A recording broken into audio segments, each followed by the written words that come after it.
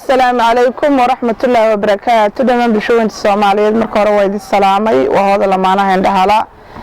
أن دمان أصحابتك وحران كنا كهذا لما أنا عندها لا هذه أدبنا السلامينا أدبنا هاد سنتين سبوت كرنتين يتاجردينا أن ما أنت تاريخ التلا بكون يلبي لبعضن بشي اللحاس قالتين كذي معلمة 4 waxaan ku suganahay magaalada Hargeysa gaar ahaan xaafadda Cuquban ku suganahay insha Allah xagga waxaan maaragtay ku soo booqday walaashay Amal Ibrahim oo gabadh arag naafaka ah oo dhowr jeer horena maaragtay muuqaaladeedan idin soo gudbinay Amal arag naafaka taasoo kale waa baaralays waa rajo waana agoon xaaladeeda waa aragtaan maaragtay waxaan xaggan soo gaarsiinay raashin baan u keenay iyo magaranaysa noocyadiisa raashin noocyadiisa kala duwan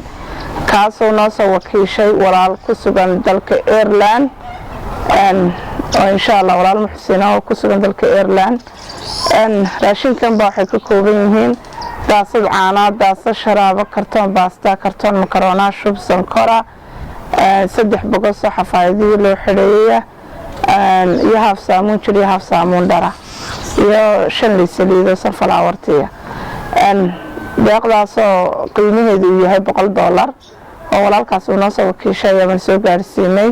Amal insha Allah Amal waxa la nooshay walaashay Caashi Ibrahim oo gacanta ku hayso xanaanaysa hadda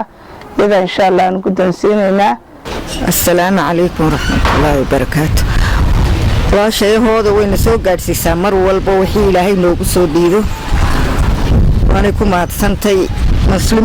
muslimkaana soo siiyeyna waxaan u baryaynaa Ilaahay inuu miisaanka xasanaadka ugu daro markaa wayna soo gaadhaa imika sanadkii hore iyo sanadkanba wayna soo gaarsiinaysa